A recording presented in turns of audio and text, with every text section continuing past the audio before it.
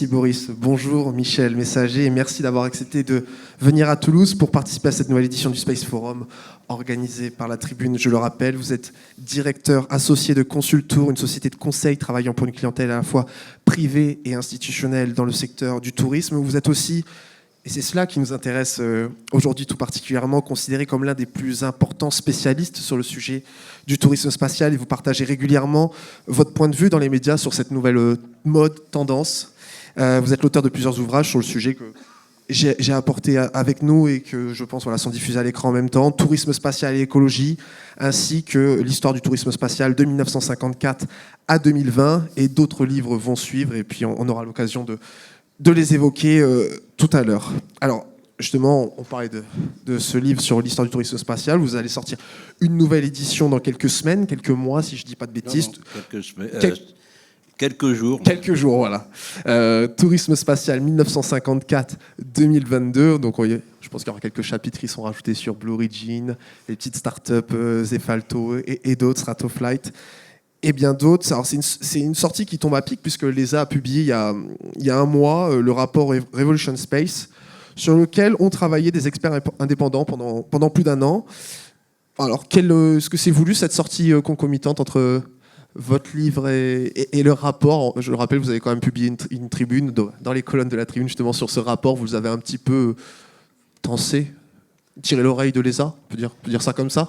Je vous laisse développer. Enfin, vous savez, bonjour d'abord et merci à tous les intervenants parce que, premièrement, j'ai appris beaucoup de choses.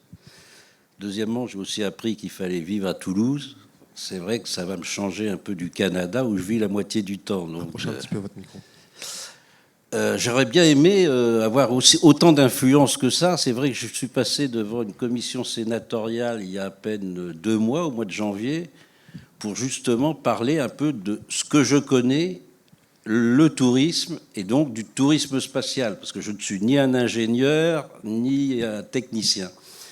Et j'aurais dit, voilà, écoutez, il y a des problèmes d'emploi, etc. Voilà ce qui se passe à l'étranger, voilà ce qui se passe au Japon. Et nous ne voulons pas de tourisme spatial, puisqu'on préfère, je veux dire, les robots. Et par contre, ce qui est quand même étonnant, c'est qu'on ne veut pas de tourisme spatial ni de vol habité. C'est ce qu'avait dit le président Macron lorsqu'il est venu à Toulouse l'année dernière, y compris, je crois, l'ESA, qui s'interrogeait. Et donc, j'aurais dit, voilà pourquoi il faut absolument, pour l'emploi, pour le tourisme, les parcs d'attractions, tout ce que l'on peut faire, j'avais plaidé.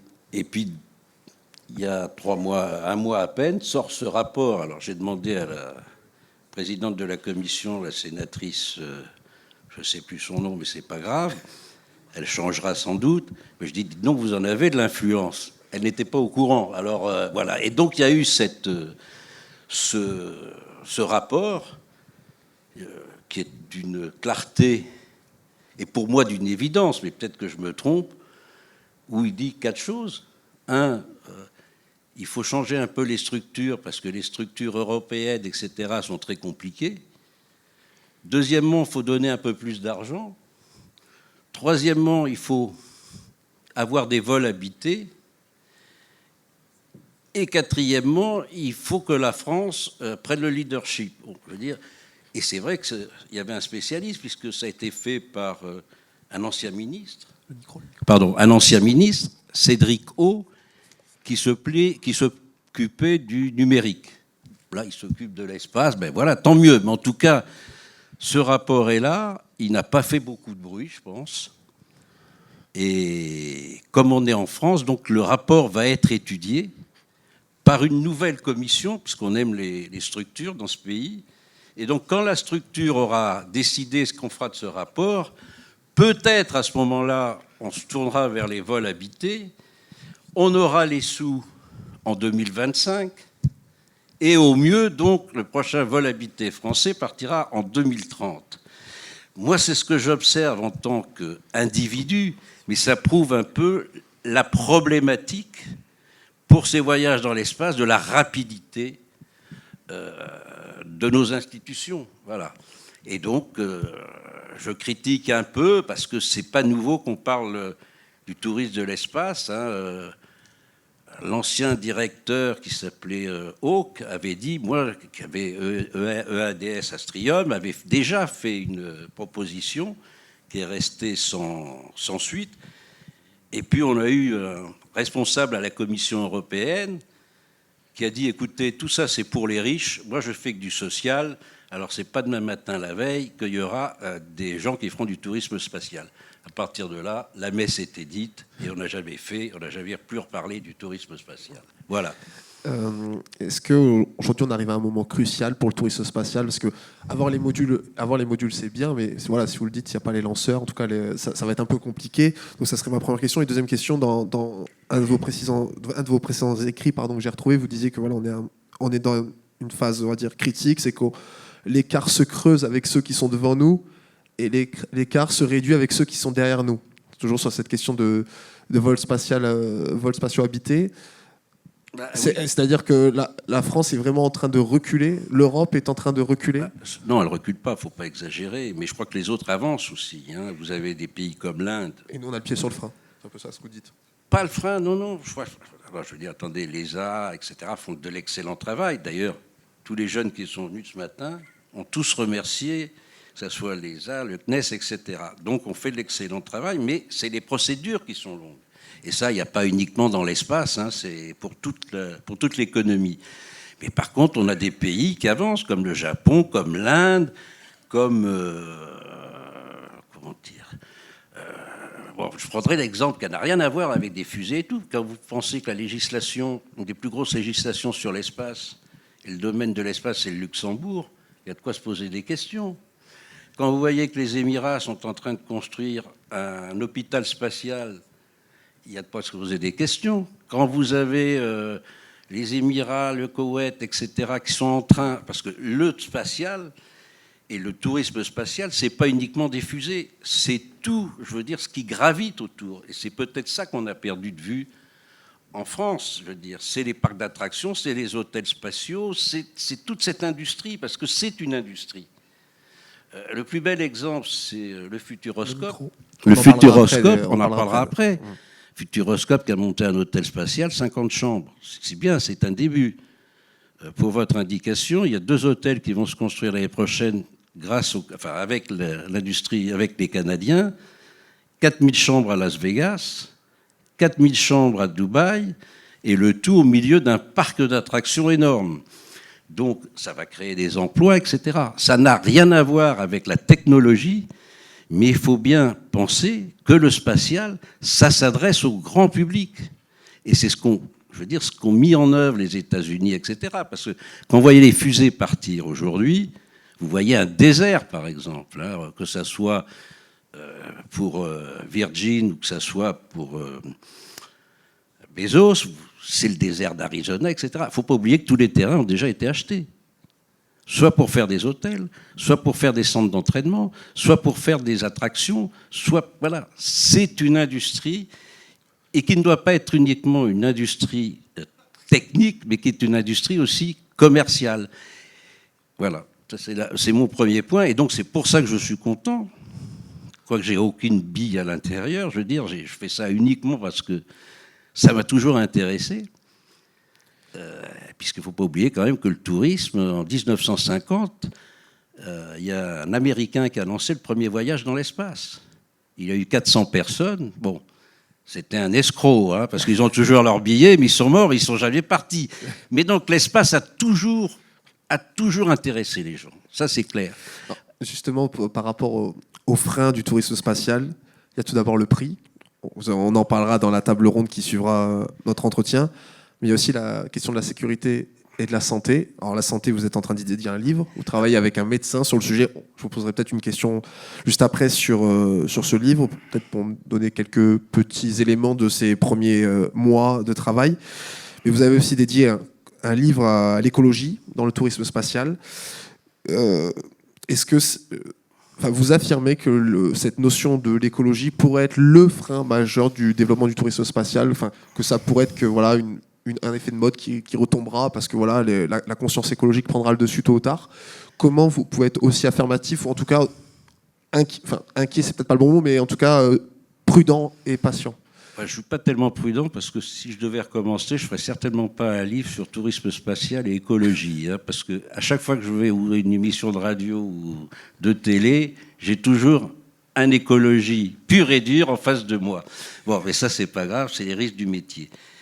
Mais ce que je crois que ce qui est important et ce que j'ai constaté, c'est lorsque j'ai fait des conférences, surtout en Europe,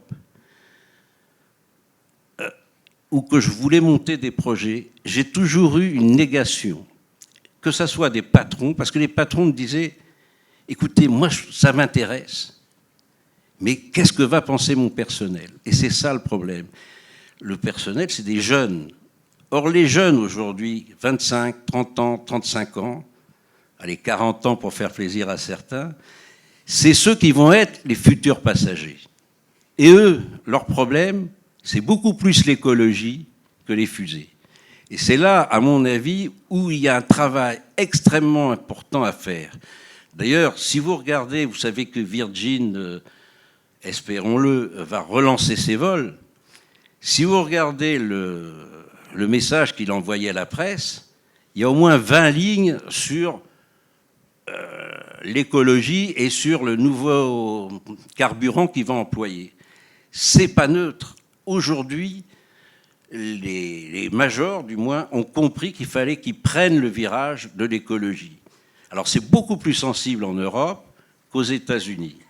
Mais dites-vous bien que si demain matin, elle a d'autres chats à fouetter, heureusement, mais Greta Thunberg se met à s'occuper du tourisme spatial, ça va faire mal. Ça va être comme l'aérien. Je connais très bien l'aérien puisque c'est dans le domaine du tourisme.